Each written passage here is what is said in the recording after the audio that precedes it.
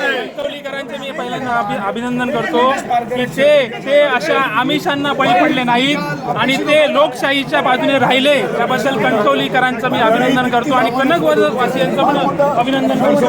कनकनगरवासियांचं मी आभार व्यक्त करतो. जो आहे विशेष सरकारने दिलेला आहे त्याबद्दल आभार.